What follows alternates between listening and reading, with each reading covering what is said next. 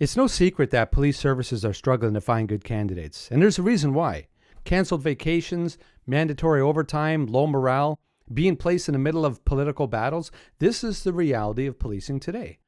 Is it still worth becoming a cop in today's day and age? I'm going to share some hard truths with you about the job, plus 5 essential things that you need to know before you decide if it's a good career or not for you.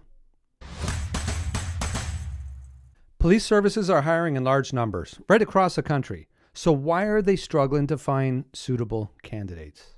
Police are having their vacation canceled. There's mandatory overtime. Police are often put in difficult situations because of political inaction. Cops are done with being demeaned by the public, both in person and online, with often very little support, both in person and online. Morale is extremely low, right across the board. I could go on. So it's no surprise that police services are having a hard time finding good candidates. I kind of feel like I need to justify my thoughts once again by stating that I come from a police family. I've been around cops and other emergency services personnel my entire life.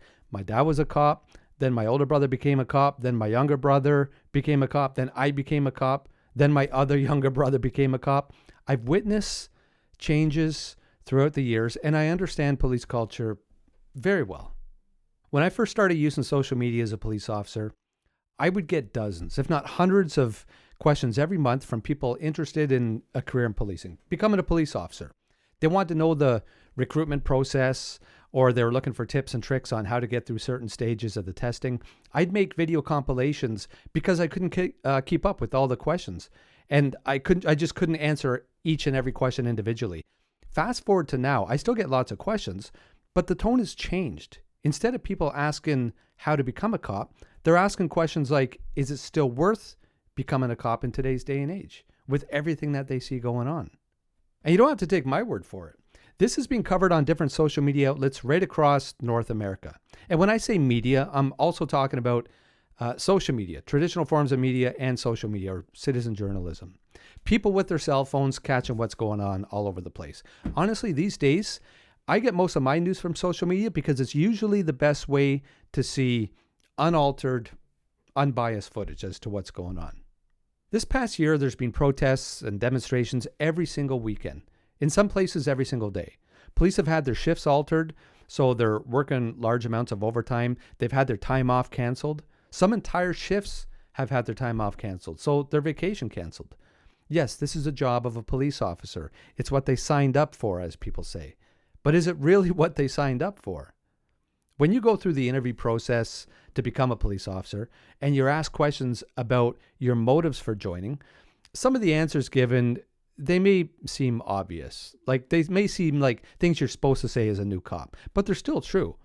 Almost everybody I know joined because they saw it as a noble profession, their inner desire to serve and protect, to make the community a better place, to protect the innocent, stop injustices. For many, it's just a calling. I've talked about this. You want to contribute to society.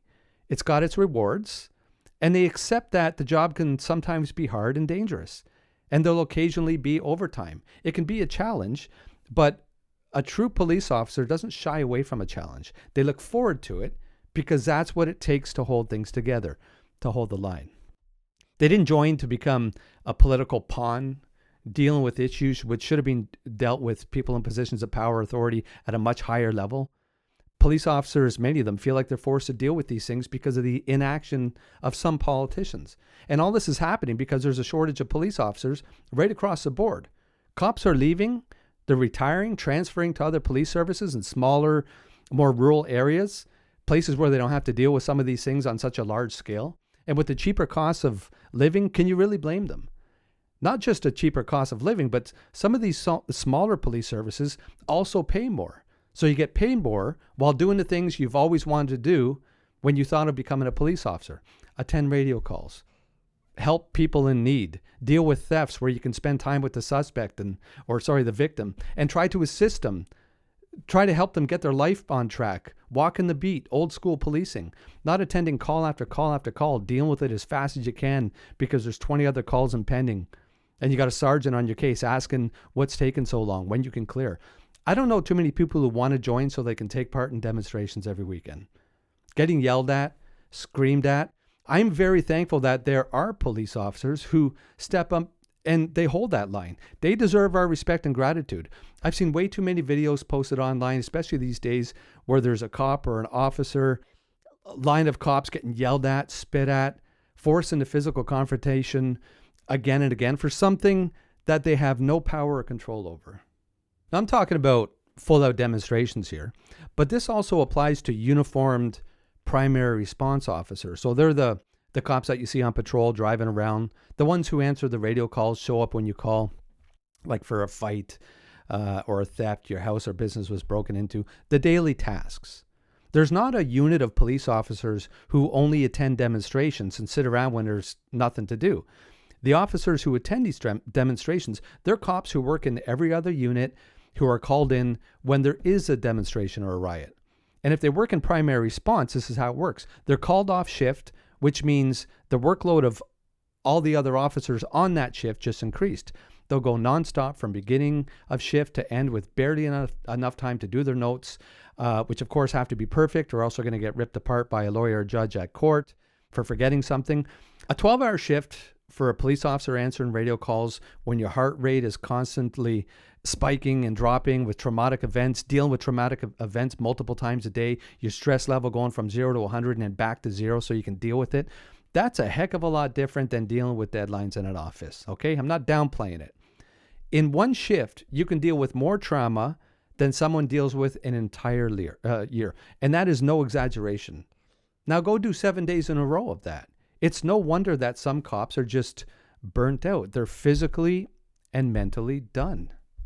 And to add another dynamic, with all the shift changes going on and the altered start times and end times, you don't get to connect with the other officers on your shift as much. So when I got on in the year 2000, there were days when the entire shift would arrange an earlier start time and a mutual end time. They called them training days. And the entire shift would go out afterwards. Everybody would meet up. Sometimes it was at a restaurant, sometimes somebody's house, but the shift did things together. They told stories of all the crap they had to deal with during the shift cycle. They ate hot chicken wings together, got to know one another.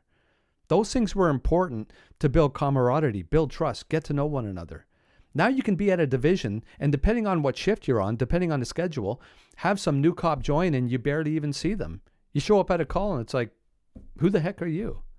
Now, if you're working Monday to Friday in a specialized unit, major crime, guns and gangs, hold up, there's multiple others, this wouldn't apply.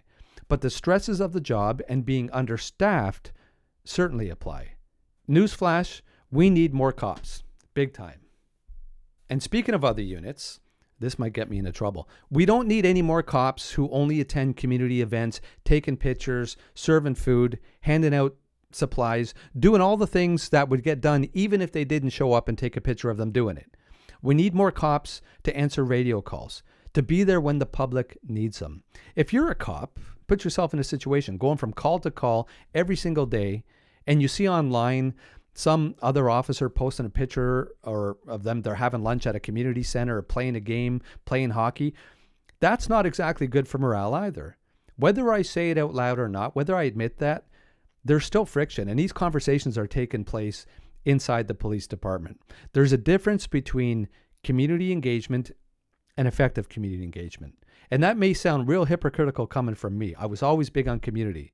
I'm going to make a video about this because there's too much to say. Some police services have gone too far. So after me saying all this, openly exposing internal problems, airing dirty laundry, why would anybody ever want to become a police officer? Because it's still a noble profession. It's still fulfilling, and you can still make a difference in your community. More people than ever have asked if it's still a good time to become a police officer. My answer is that it's never been a better time to become a police officer. Policing is changing, yes. There's a few kinks being worked out along the way, but you get to be part of that change. My dad became a police officer in 1969. When he got on, there was another officer close to retirement who told him that he'd hate to become a cop in that day and age. When I became a cop in the year 2000, another police officer close to retirement told me he'd hate to be a cop in this day and age, to become a new cop in this day and age. Now here we are, 25 years later, and I hear experienced officers all the time say that they would hate to become a police officer in today's day and age, to the new recruits. The world is a different place now. I got to be a police officer during the rise of technology, okay? When I got on, there was no such thing as a text message. It didn't exist. No social media. It took forever to do a report. After a call, you had to go to the station and call it down. Talk about change. Now you basically have everything you need, an entire police station right in your vehicle. Computers, cameras, printers, you name it. Was it tough constantly dealing with these changes? Of course it was. But a responsible police service will adapt to society's changes and evolve alongside it. We need more police officers. And some police services are underpaid. I have no problem saying it. They need to be paid more, but something just as important, and some would even say more important, is that police officers need the proper equipment to do their job effectively.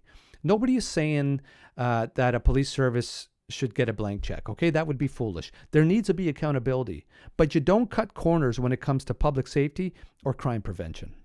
I'm going to quickly go over 5 pieces of advice for those interested in becoming a police officer today. But this is also for members of the public who might just want some insight. Number 1, understand the realities of the job. Policing is not what it once was. It's a demanding profession that now includes frequent overtime, canceled vacations, and dealing with societal and political issues beyond officers' control. Be prepared for the mental and the physical toll of these challenges. Number 2, be ready for change and adaptability. The field of policing is constantly evolving, especially with technology. You'll need to be adaptable and open to new tools and policies and ways of dealing with the community.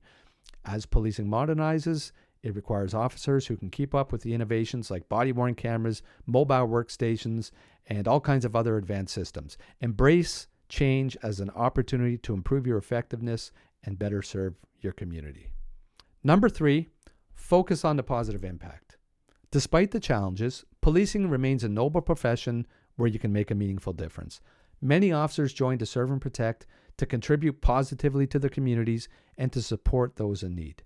Keep this motivation at the forefront, and remember, even in difficult circumstances, you are in a position to create a positive change. Number 4, prepare for public scrutiny. In today's social media age, police officers are constantly in the public eye. Incidents are filmed and shared online, sometimes in ways that don't tell the full story. It shouldn't be feared. Prepare yourself for criticism, both online and in person, and develop strategies for maintaining professionalism and composure in high-pressure situations. Number 5, build strong relationships and camaraderie. With the changing nature of shift schedules and increasing demands on officers, it's vital to make an effort to connect with your colleagues.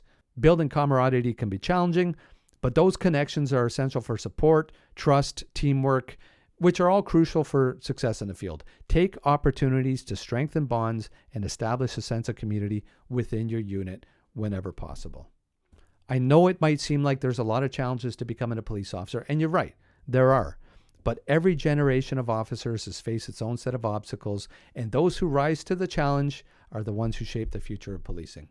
If you've got the heart for it and you're ready to adapt, serve, and make a real difference, then this job is still for you. Policing needs good people now more than ever, and maybe you're exactly that person. I'm going to include the link to a video titled How to Become a Cop, 6 Tips for Aspiring Police Officers at the end of this. Please check it out if you're interested. There might be some advice for you and there's some valuable information. If you find this information useful at all, please consider liking this video and subscribing to the channel. If you have any questions or thoughts, or if you disagree with me at all with anything I said, please leave me a comment. I've said this before. I read every single one and I respond when it's appropriate to do so. Thank you very much for watching this video, and until the next, be safe out there, look after one another, and perhaps we will see you again.